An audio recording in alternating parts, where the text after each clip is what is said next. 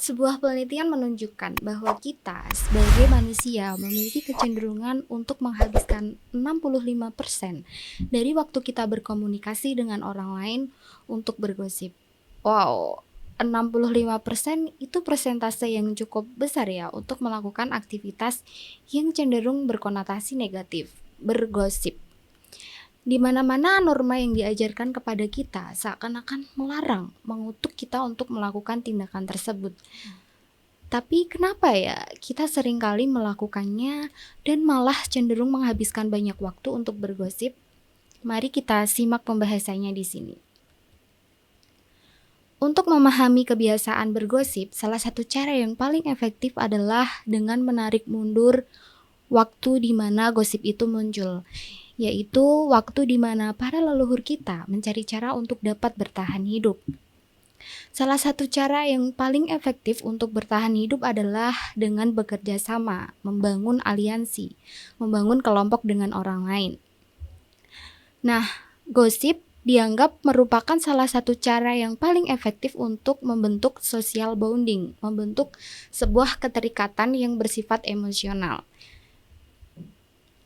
Coba bayangkan deh kalau misalnya kita lagi bergosip. Sebagai sender, sebagai orang yang mengirimkan atau menyampaikan sebuah pesan gosip tersebut kepada seorang receiver, kepada penerima, pasti di antara keduanya harus ada keterikatan dan juga rasa percaya di dalamnya. Nah, rasa percaya yang dimunculkan dari bergosip itu dianggap sebagai sebuah bentuk social bonding, strategi untuk mencapai social bonding yang kuat. Itu latar belakang awalnya. Lalu kemudian apa sih motif seseorang bergosip? Nah, di sini terdapat 4 motif yang sudah dikaji secara psikologis dianggap mampu menjelaskan alasan seseorang bergosip. Motif yang pertama adalah information gathering and validation, mengumpulkan informasi dan juga memvalidasinya. Sederhananya begini, coba kita bayangkan kita adalah seorang karyawan baru di sebuah perusahaan dengan lingkungan kerja yang baru. Tidak ada orang yang kita kenal. Nah, salah satu cara untuk akhirnya bisa memahami siapa A, siapa B, siapa kolega kita dan sebagainya adalah dengan bergabung di dalam sebuah grup sedang bercakap-cakap dan sedang bergosip. Coba bayangin kita lagi gosip. Kita bisa cepat menerima informasi mengenai A, mengenai B, dan sebagainya. Itulah mengapa seringkali dilakukan dalam upaya untuk mampu memahami orang lain, untuk mendapatkan informasi yang lebih banyak, untuk bisa memvalidasi informasi yang sudah kita terima. Motif yang kedua atau alasan kedua seseorang bergosip adalah social enjoyment, sebuah kesenangan yang bisa diperoleh saat bergosip. Coba deh kalau kita ingat-ingat lagi. Saat bergosip dengan teman kan rasanya bahagia ya, seakan-akan ada kepuasan gitu. Kita punya sesuatu hal yang sama, sebuah tema pembahasan yang sama, lalu kemudian kita membahasnya dengan teman. Ada sebuah kepuasan tanpa adanya keinginan untuk membuat rekan bergosip kita itu membenci objek yang kita gosipkan. Motif yang ketiga adalah social protection atau perlindungan sosial. Kita menggosipi perilaku orang lain yang tidak sesuai dengan norma kelompok dengan tujuan melindungi kelompok sosial kita dari kemungkinan perilaku tersebut dilakukan kembali oleh orang lain. Misalnya nih, si A melakukan perselingkuhan, otomatis tindakan tersebut akan menjadi topik pembahasan gosip yang sangat hangat bagi para tetangga dan bagi para koleganya. Hal tersebut terjadi adalah karena masyarakat secara sadar ataupun tidak sadar melakukan hal tersebut sebagai upaya untuk memproteksi kelompoknya dari kemungkinan akhirnya tindakan-tindakan yang tidak sesuai dengan norma ini terjadi pula pada kelompok lainnya. Jadi seperti ada sanksi sosial ya melalui gosip-gosip tersebut.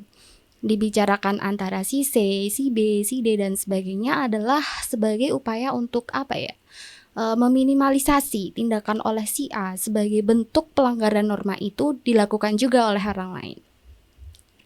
Negative influence and manipulation. Nah, kita sampai di motif yang keempat nih, alasan kenapa seseorang bergosip. Motif ini bisa dibilang cukup negatif sehingga dapat merusak reputasi dari gosip sehingga kita menganggap Gosip adalah sebuah tindakan yang buruk, yaitu adalah kecenderungan kita untuk mempengaruhi dan memanipulasi pemikiran atau penilaian orang lain terhadap orang lain yang memang menjadi objek gosip tersebut.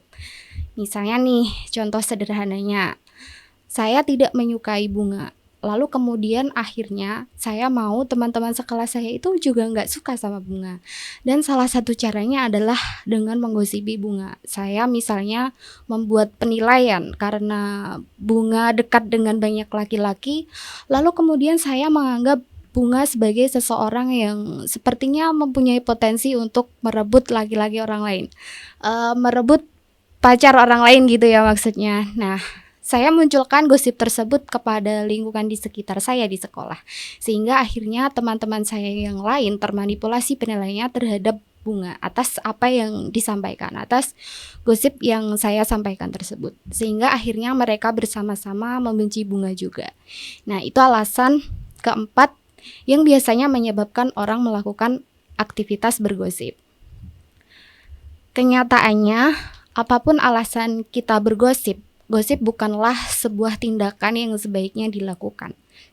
Memahami alasan bergosip bisa membuat kita memahami cara-cara lain untuk bisa memenuhi alasan tersebut, memenuhi kebutuhan tersebut.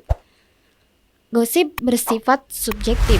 Nilai-nilai yang disampaikan, evaluasi-evaluasi yang disampaikan kepada pihak atau objek yang kita jadikan objek gosip kita itu belum tentu benar adanya. Sehingga bagaimanapun alasannya, gosip bukanlah hal yang baik untuk dilakukan. Jadi, sekarang mungkin kita bisa menanyakan ke diri kita sendiri ketika baru akan mulai bergosip. Sebenarnya kenapa ya saya bergosip?